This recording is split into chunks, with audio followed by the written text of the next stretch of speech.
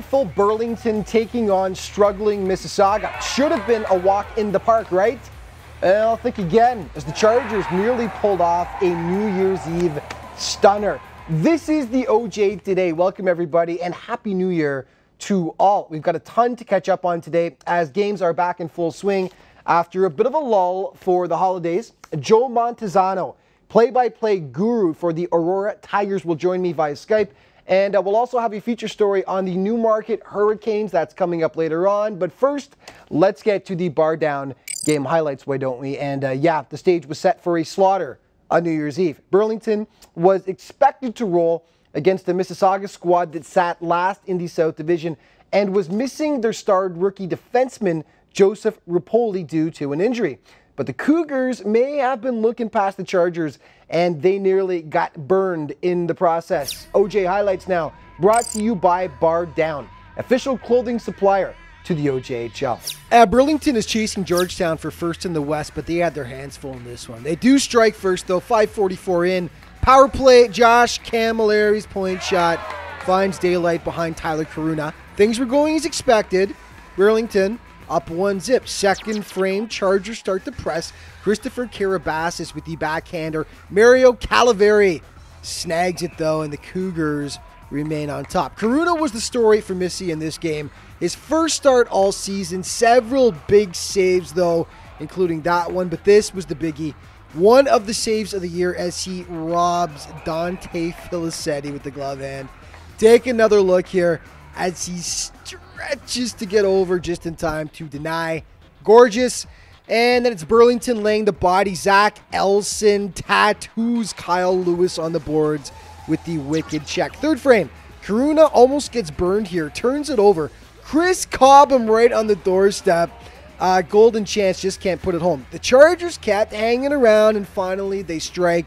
14:07 into the third. Jeff Schratner. Could an upset be brewing? 1-1. Looked like overtime was looming, but with just 8 seconds left, Philip Lagunov showing why NHL scouts are so high on him for this year's draft. Snipes it past Karuna for the game winner. That sound you hear is a big sigh of relief from Burlington. They narrowly escape against a Chargers team that may be bottom of the standings, but continue to make up for whatever talent they may lack with a ton of heart. Not an easy mark, as B-Town found out the hard way. Well, the Cobourg Cougars have played exceptionally well so far this year, currently sitting second in the Northeast, but the team they're chasing for first is starting to pull away. Trenton has been just that much better so far this year, so the Cougars can't afford to give up any more points in their pursuit. Last weekend, they traveled to Stouffville to tangle with a tough Spirit squad. As Stouffville has been losing ground in their pursuit of Markham for first in the North, and they start off poorly. 125 in. Ryan Castleman scars off the giveaway. You can't give the Cougars chances like that one. Unfortunately for Stouffville, they gave Cobourg many great chances in the first, and it showed on the scoreboard. Hunter Atchison tips it home. Cougs go up by a 2-0 count. And then in the frame, Daniel McKittrick with the quick shot that surprises Aaron Taylor. Cobourg out to the dream start, leading 3-0. Just before the buzzer, though, the Cougars with their own brutal giveaway as Matthew Busby serves it up on a platter for David Cooksis. One-on-one with Matt Mena. Cooksis wins the battle, and they cut the deficit to 3-1. No scoring in the second. Jump ahead to the third. Cue the comeback. Max Novick, a bit of puck luck on his side. To draw the Spirit to within 1. It's 3-2. And then they draw even with just 1:30 left. Andrew Hughes puts it home. The Spirit celebrate. But hold on for 1 second. With just 16 seconds left, Spencer Roberts to Brennan Roy with the dagger. Stouffville claws all the way back, only to be beaten at the very last second. That is deflating stuff for the Spirit. Great character to come back from the 3-0 deficit. Got to play the full 60 minutes, though, as Cobourg picks up the 2 points as they continue their pursuit of Trenton. This was painful. Oakville Milton. We're going to show it to you because of the game that Matthew Kellenberger had. He opens the scoring top shelf to give Oakville the 1-0 lead. That was the tip of the iceberg. Midway through the frame, Clarkson bound Drew Worrad, snaps it home, and Oakville pads its lead to 2-0. Back to Kellenberger on the power play. He tattoos the point shot home. That's 2 for Matt. Blades go up 3-0. We'll skip to the third now. Oakville leading 4-zip. Peyton Reeves pounces on the turnover and dines out. Blades up 5-0. 50 seconds later, Chris Brill Morgan sprung on the break. He makes no mistake. 6-0 Oakville. Milton would get one back, but we return to the Kellenberger show. The point shot beats the screen keeper. That's the Hattie for Maddie. But if you can believe it, he wasn't done yet. 40 seconds later, make it 4. What a game for the D-man who was on the NHL watch list for this year's draft. Now you know why. The Blades, a 10-1 squeaker. How often do you see a defenseman with 4 goals, though? What a game for the soon-to-be 18-year-old. Okay, OJ commitments. Only one to tell you about from the last week. Ryan Wells of the Patriots. Heck of a season so far, and he commits to Mississauga of the OHL for the regular season. Rest of the regular season. 2 goals, 11 assists, 13 points in 30 games so far. Congrats to Ryan. And this week's OJ Trivia. Who is currently the OJHL's leading point scorer for defensemen? It's not Kellenberger of Oakville, so head to ojhl.ca if you don't know the answer. First correct answer to Art Morocco at the ojhl.ca wins the prize pack.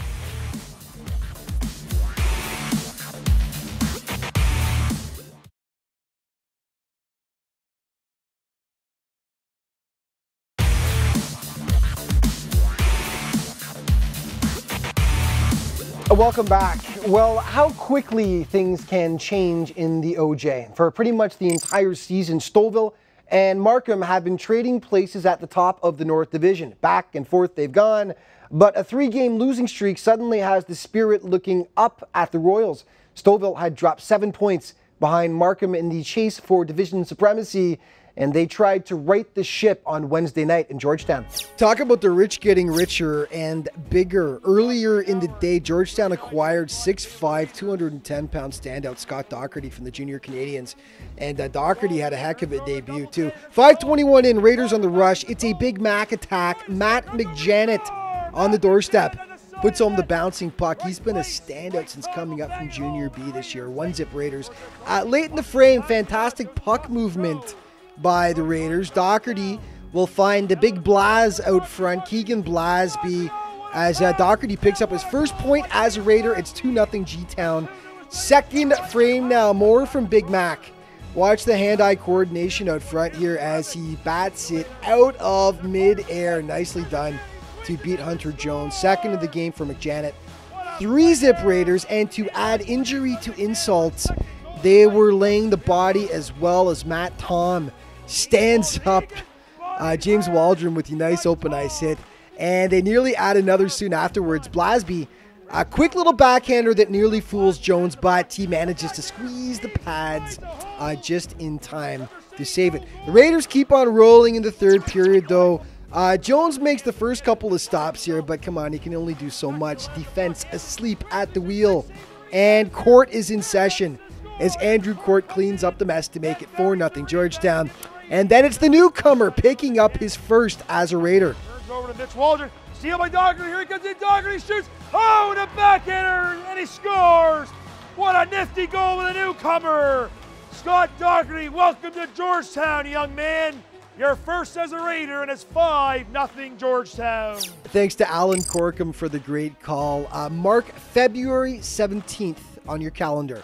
That is when the Raiders face off with Trenton right before the end of the regular season. It should be a fascinating matchup. You know, with 41 points on the season so far, the Kingston Voyageurs would be in a tie for second place if they were in the North Division. Alas, geography is less than kind to Kingston, and they are in the East, which finds them in a tie for last place in that brutally difficult division. Last weekend, they took on one of the squads they were chasing, the Whitby Fury, in a bid to make up some ground. This was an interesting matchup, dominated by Whitby in the shot column, but not on the scoreboard where it matters. 12:45 in, Danny Bosio draws first blood. 1-0 Kingston. Just before the end of the frame, Reed Russell shelves it past Logan Gauthier. 2-zip V's. Second frame, don't blink, Tiger McDonald wrists it home right off the draw to cut the lead in half. It's 2-1. And then how about this point blast from Mason Snell? That is why he's headed to Penn State in a couple of seasons on a scholarship. and it's 2-2. And then a bit of controversy as Logan Gauthier holds the fort for as long as he can here. Finally, Andrew Siriu knocks it in. Fury thought the whistle should have gone. Alas, it did not. 3-2. Third frame, Bosio grabs his second of the contest. Cole Beckstead to feed Bosio the finish. 4-2 Kingston. Up 5-2. Whitby gets one back as Scott Curtin finds some room past Zach Springer. But Springer adds one more huge save there for good measure. And 5-3 is your final. Whitby outshoots Kingston 54-26, but ends up with the loss. Ouch. Bosio with a deuce. He's got 21 now to lead the Vs in goal scoring. One more for you from before Christmas, but it was between the top two teams in the North, so it mattered. Markham hits Pater at 5:53, and Zach Rolewski puts it past Aaron Taylor. 1-0 Royals. Stouffville would respond on the power play. A multitude of chances here before Andrew Hughes banks it home. And the Spirit tie it up 1-1. Before the break, though, Riley St. Ange using his teammates as a decoy, but keeps it himself and beats Taylor. Markham regaining the lead. They go up 2-1. Second stanza. Adriano Leone unmarked out front, and the Royals pad their lead to 3-1, and they would continue to add to that in the third. Leone had a game.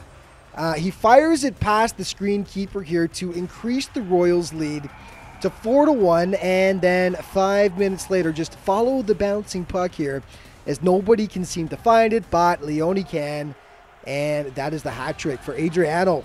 And it all adds up to a 5-1 Markham lead. Stouffville does nab a second, and it's the second of the game for Hughes as he snipes it past Simeo to cut the lead to 5-2, but Simeo keeps it from getting any closer with saves like these, flashing the leather to deny Jack Varga.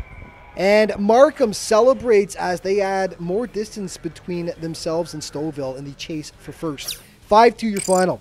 7 points now separate these two squads in the North, although Stouffville does have 2 games in hand to try to make up that difference.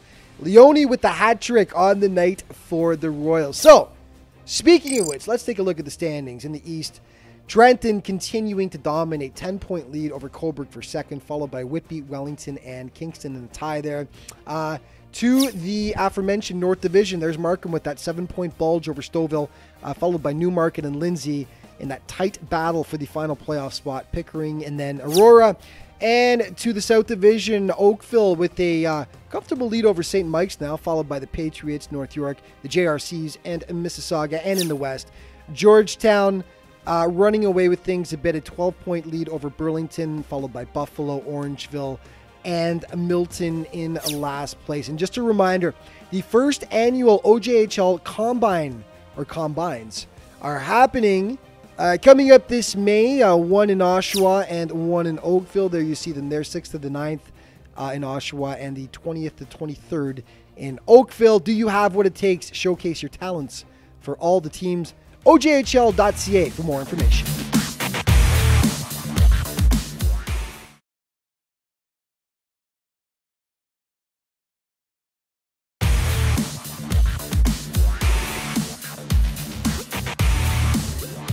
No shot, Thompson, goes through, in front, guard! Taylor! Davis!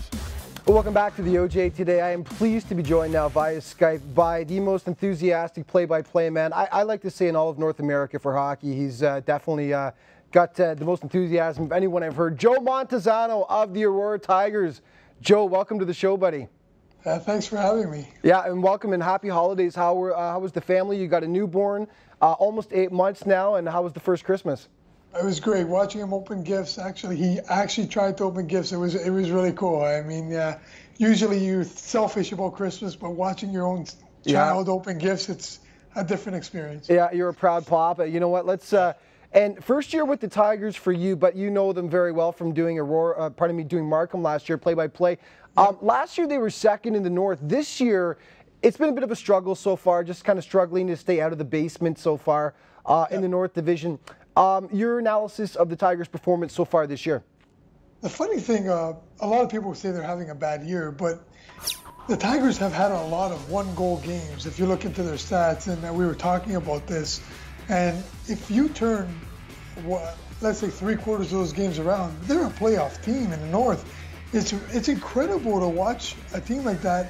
They struggled under the old coach, and it's okay. He was a new coach. He did a great job, in my opinion, and I have nothing against Jimmy Sargent's been a great assistant coach, still on the staff with Mr. Perrin, and right now I believe they turned things around. There's a lot to be fixed, but yeah, you know what? They've been doing very well lately. Well, let's start with the positives. For you, what's been working for this team so far? They're a very cohesive group, a young team. This is the one thing, they're going to grow together. So they're learning, so they're losing together. What's next? After losing so much together, it's winning. And the positive thing, Brian Perrin has done a heck of a job since he's come in. I know right now that this team is working on a lot of stuff, the power play, penalty kill, but right now we'll see what happens in the new year. But they've been improving a heck of a lot. You got Melkonian, Esposito, LaChance, to my opinion, LaChance has been the best goalie in the OJHL. Under fire. We're going to get to LaChance in a second, actually. I was going to ask you, you mentioned the power play and the penalty kill. Yeah. Those are right down at the bottom, if not at the very bottom of the OJ at this moment. They've been a struggle this year. Just talk about that, because obviously it's difficult to win games when your special teams have that kind of a performance, isn't it? It's not for a lack of trying. I know Brian Perrin is trying to fix it, but at the end of the day, you can't win games without special teams. And being 22nd in the league in both categories, it's hard to win games. But like I said, if you take the specialty teams out of it, 5-on-5 they're pretty good. But again, that's a full game is with specialty teams. And right now they're working on it. And all you can do is go up from the bottom, right? All you can do is go up, right? One place to go, exactly. You mentioned Melkonian. Not only does he make our All-OJ name team, the guy's so good they had to name him twice, right? Yes. I love saying that name, but he's been their leading scorer by a mile this year. Just talk about Mel and what he's brought to the Tigers. What can I say about magnificent Mel Melkonian? Every time he's on the ice, you're just waiting for him to do something spectacular. What I said to actually a former coach of that I worked for, he was asking me about Mel Melkonian, and I told him he reminds me of Anthony Rapace. 2 years in midget, and then he comes in and lights up the league. This is a guy that has Rapace from the JRCs. Right. Oh yeah, he was lights out, absolutely, yeah. Anthony Rapace and Mel Melkonian did the same thing. 2 years in midget, comes out and lights up the league as well. And every time he's on the ice, you just expect him to do something incredible. Defensively, he gets back. He's been getting back now under Brian Perrin, and he's playing that 200-foot game that everyone's talking about. And Mel, I think, had one of the best celebrations I've seen all year when he scored the clincher against that huge Trenton win back when you were losing your mind over that. You were laughing so hard. He was doing the celebration, and he fell head over heels on the ice and stuff. Anyway, we're showing the footage of that. You know, I've heard a couple of opposition coaches talk about James Thompson, and how they were really impressed with the strides that he's made this year as a defenseman. And he's putting up the points as well, too, isn't he? What can I say about him? He's got a shot that I definitely wouldn't want to be in front of, because you'll break a leg if you block that shot. He's got a heck of a howitzer from the point. And you can hear it on my calls. I know when he's got that puck on his stick, he's going to fire it hard. And defensively, he's made some impeccable defensive plays. He's been the last guy back several times, and he's been a rock back there for the Tigers. Right. LaChance and Saber and the two goalies this year obviously under fire the entire year, because it's been difficult that way so far for the Tigers. Yeah. But these guys have made some absolutely incredible saves, as we've heard you screaming about on the play-by-play. I love it. But those guys have really stood on their head so far this year, haven't they? Well, they have. And look at LaChance's numbers, and I got the benefit of looking at them right now. His goals against are .411. Yeah. That doesn't scream great, but his save percentage is .905. That guy's had save percentage of .905. He's facing sometimes 50 to 60 shots a game. He's been, to me, the best goalie in the OJHL. He makes at least 1 or 2 highlights, real saves a game, and he's hard to beat. He's definitely hard to beat. You ask Trenton, man. Yeah, no, I know. Like, Trenton knows one of the only teams to beat Trenton this year. Joe, we're almost out of time. Real quick, your Twitter handle is? At Joe Montesano. Yep. And follow me there, and my website link is right there. Really quick, man. What drives you? Because, as I said, your call is one of my favorites in all of hockey. Just talk about what your passion when it comes to this game, and quickly, how long you've been doing it for now. This is my 10th season in the OJHL, and what drives me is I'm lucky to come out and watch hockey. I get to watch hockey and be happy calling the game. So why would I sit back and be boring about it? I'm excited. I love the game. You love the game, and everyone's your passion, right? And Joe, we can see the passion, buddy. We're going to have you on again. Thanks so much for joining us. Thanks for having me. Okay, more OJ Today coming up in just a moment.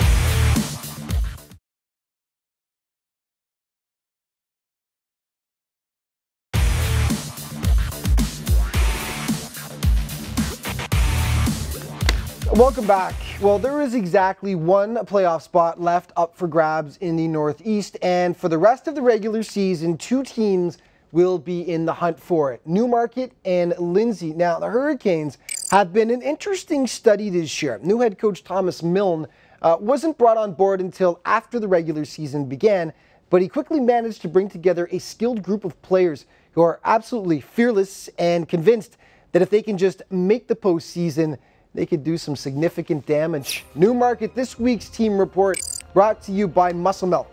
Muscle Milk. Get stronger every day.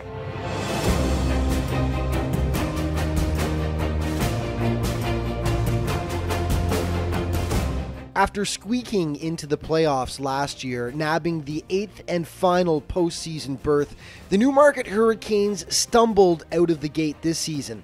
After winning just twice in their first 14 games, the playoffs seemed like a pipe dream. Enter head coach Thomas Milne, who came on board in October and has the squad playing like an entirely different team. Recently with the new coaches, kind of implementing the system, them getting on us a little bit more, we started playing more consistent, and obviously every team has bad games once in a while, but a lot of the time our bad games aren't as bad anymore. So it's getting better.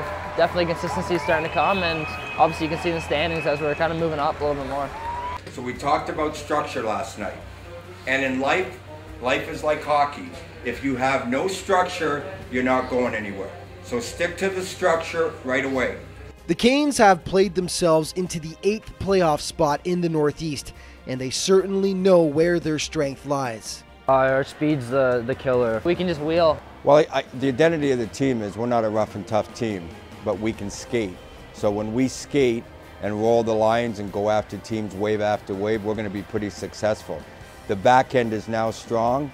We maybe have some undersized deep, but they can all move the puck and they can skate. I just need to get them to be quarterbacks, not running backs. We're not the big running gun type of team. We're smaller. We have a couple big guys, which throw a couple big hits there, yeah. So we're just a fast team. Our transition game's pretty good. So if a team makes a mistake, we can make them pay. Team captain Todd Winder leads the team in scoring by a significant margin. You know, he's one of the speed guys on the team, which we like to rely on. He's a great guy in the room too. So great captain on and off the ice. Speaks a lot, and I know a lot of the guys lead up to him. Forward Marco Bozzo has provided significant scoring support and never fails to put a smile on the faces of his teammates. Bozzo's a funny guy. I know he's one of the fastest guys in the league once he gets going. We call him high knees actually because he's got the big crossover. But yeah, he's also a great guy to be around. Really fun. Yeah, you can't miss him. D-man Christian DiDonato anchors the blue line and is one of the OJ's top scoring defensemen. We have a bit of a history. Dido was my captain in Major Bantam and Minor Midget in the draft year. We won the Marlies tournament and the Titans tournament, lost in the semifinals of the OHL Cup, and Dido was drafted to Belleville. Oh, he's an unbelievable player. Obviously, being a veteran of 4 years in the league, obviously you learn to pick up some pointers, and just the way he plays, obviously everyone else wants to kind of do the same thing. Even if they can't, they want to play like him because he's just an unbelievable player to watch, unbelievable guy in the room. obviously guys look up to him, guys respect him so much, and he's just an absolute unbelievable player. Alex Arulo won a TELUS Cup National Midget Championship with the Toronto Young Nats in 2015 and is averaging nearly a point per game this year. He's a good player as well. He's really strong on the puck. You wouldn't know from his size, but he rarely loses a battle. He's obviously a very tough player. He's got some good skills, and he's really smart on the ice. He can play defense, he can play offense, he can kill penalties, he can be on the power play, he can really do whatever. So he's just a great player all around as well. The Canes have been one of the most improved teams in the OJHL since the start of the season and feel that they've got the goods to carry that momentum into the playoffs. I think the playoffs is a new season. Once you get in there, anything can happen. There could be a couple upsets, but once you stick to systems, you can beat the good teams. I think we can do some damage. I think a lot of people underestimated us at the start of the year, and maybe rightly so. We didn't have the greatest start, but we have a special group of guys here, and we have some good players, and teams better watch out. So we'll be coming. Okay, time for the top 5, brought to you by Jostens, official championship ring provider to the OJHL. Number 5, Cobourg's Brennan Roy with the dagger with only 16 seconds left to knock off Stouffville last weekend. Number 4, Whitby's Tiger McDonald, don't blink, as he whips it past Logan Gauthier in the tough loss to Kingston. Number 3, Peyton Reeves jumps all over a Milton Miscue, and there were many on this night. Hammers at home, part of a big 10-1 Oakville win. Number 2, gorgeous passing by Georgetown against Stouffville. Tic-tac-toe with Keegan Blasby finishing it off out front in a big 5-0 Raiders win over the Spirits. And number 1, definitely one of the saves of the year, Tyler Karuna. Grand larceny on Burlington's Dante Felicetti. Take another look as he stretches to get over in time. That is gorgeous, and that is our OJ Play of the Week. And you know what? That's going to wrap it up for this week. But just remember to keep up to date on everything with the league. You can head to ojhl.ca. On Twitter, you can find it at OJHL Official. And on Facebook at facebook.com/OJHL Official. Thank you so much for tuning in, folks. And we'll see you next week.